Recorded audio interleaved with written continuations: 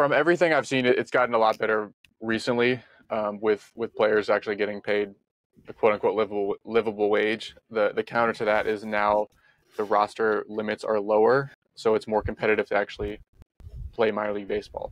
Like, just because you throw 97 miles an hour doesn't actually mean you have a spot on a professional baseball team. We have guys in our facility that have done that, and if they walked a few too many guys the previous year, or didn't absolutely dominate in independent league baseball, they still don't get signed. So it's a lot more competitive now than it was 2014, 2015, 2016, when I was in the minor league system.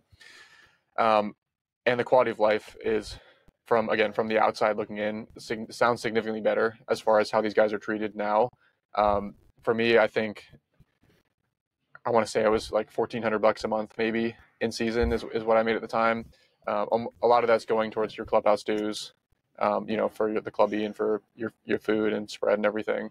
So at the end of the day, you're maybe break even. Like, you're paying for your own rent in season. Like, you basically have no money. Like, you make no money. You net no money over the course of the season. You're not getting paid in spring training. You're not getting paid when they ask you to come, pitch in fall instructional league. So, there's 5-6 months of the season where you're making $1,400 a month, and all of it's going towards your expenses, and you get to play professional baseball. But again, it's not really a living. A little bit better now, but that's how it was when I was playing. There was a substantial jump up once you get to like high A. Like, again, I ran into a number of injuries pretty fast, so I made it from rookie ball to low A to high A all within like a 6-week span. Like, I was the first one to high A for my draft class.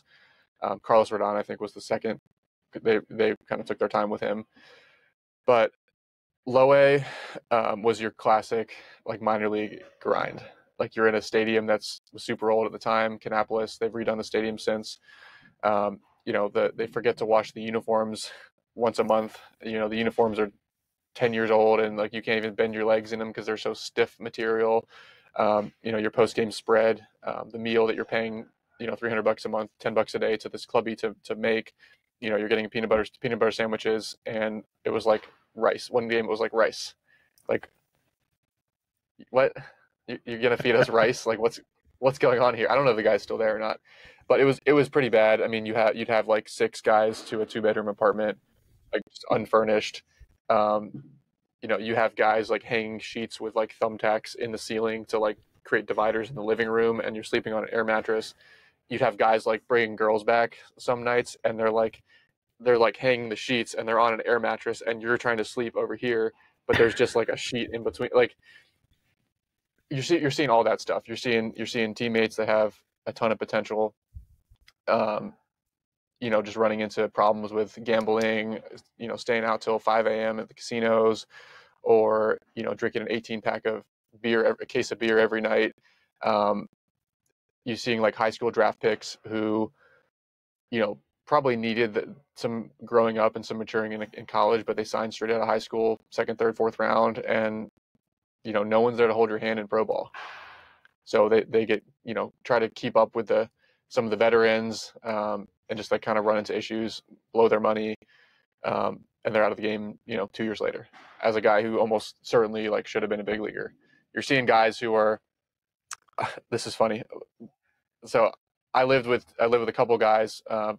In 2015, I was rehabbing in Arizona, and I'm living with a pitcher who's like 6'10", like 397 in high school, like a dude that like should have had no business not throwing 102 miles an hour, just getting in shape, and like for sure big leaguer. And then another guy also living with him, 6'5", like 160 pounds, like Chris Sale type body, throwing 94, 95. Another guy that like no business not throwing 100 and being a big leaguer, like just weigh 200 pounds, like fix your nutrition, get like. Both of these guys, I would give anything to be in either of their scenarios, because I know with like the work ethic, what I've learned, the nutrition, the training, like either way, it's like you're throwing 100, you're in the big leagues a year later. Like, you have a 10-year career, you have all this stuff. And both of them were out of the game a year and a half later, because they just to me, it seemed like they didn't care. And maybe that's too harsh, but one guy just needed to eat more calories, and he would wake up at 1 p.m., get to the field, not skip breakfast, eat nothing the whole day, eat like one small meal. It's like, dude, you fix this, you're a big leaguer. The other guy, the team was trying so hard to get him to lose weight. He was like 320 pounds or something like that. And he threw 97 when he was 250 in high school. He threw 93, 94 at 320. Like, try to get him to lose weight. It's like he's eating 2 pizzas after the game, after every practice. Like, after we get out from the field, it's like immediately going and getting like 2 full pizzas and sodas. And it's like both of those are so controllable that you almost like are thankful that all these other guys with, better genetics like aren't actually fully dialed in, because if they were, it's like the level of competition would be so insurmountable for someone with like slightly more average genetics. But there's a lot of guys that really don't have it dialed in that could be for sure like long-term big leaguers, and just from my standpoint, like just didn't want it bad enough, because those are very controllable things. So what I think this is fascinating. I listened to a talk, I think it was yesterday, a couple of days ago, and this guy was talking about, I think it's called like the gold medal phenomenon. Basically, like once you get the gold medal, you slow down and you're like, all right, I've done it, I've reached the top, I'm good. So do you think that that's what's going on with, some of these prospects that you mentioned that had seemingly everything that they needed to be, a major leaguer for a while and be really good, but it just never panned out? I'm just so, I'll put it this way. I'm enamored. We've had other people on the podcast and we've talked about the NBA draft, the NFL draft, MLB draft. And teams are paying millions of dollars a year to try and project out, what 18, 19-year-olds are going to look like in 5 years. I mean, we see it with the NFL all the time with young quarterbacks, right? It's like, oh, Bryce Young or CJ Stroud, like which one is going to be better? I don't know. And it's so difficult to take a 19, 20-year-old and be like, we think this guy is going to be, this guy has the mental makeup, the questionnaire that you were mentioning earlier. We think he has the mental makeup to be really great. And it's just so difficult because people develop, especially at that age. It's such a weird time in our lives. But going back to, again, some of the prospects that you've seen, is it just not being able to deal with distractions? Is it this like gold medal idea that, hey, maybe they think, all right, I got drafted, I made it.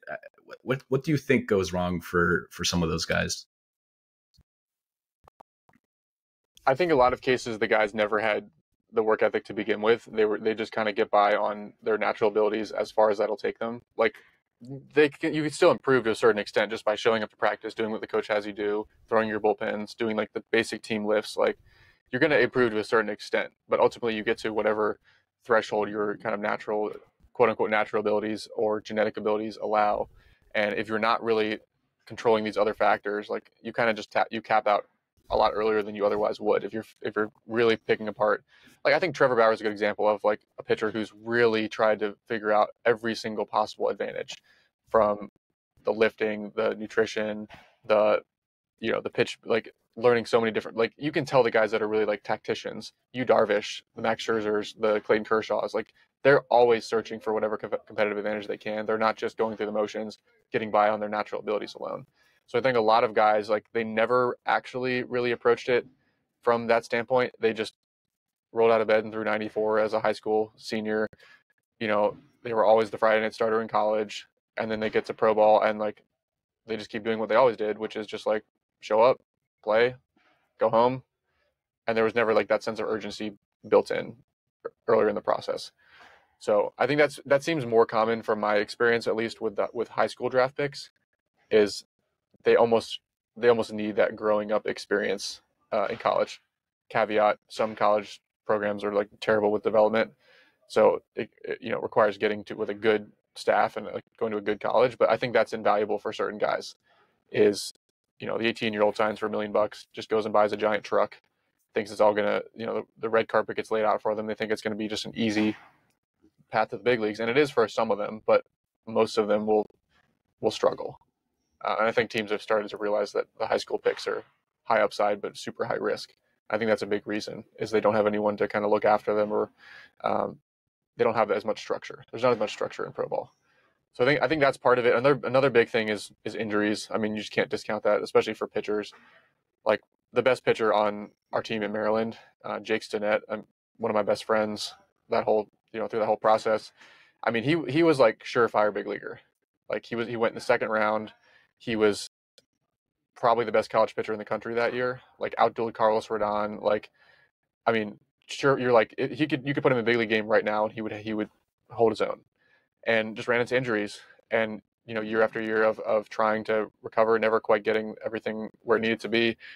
And so that was a guy who had the makeup, but just couldn't quite put it together from a health standpoint. So I think that's a lot more common than people realize as well.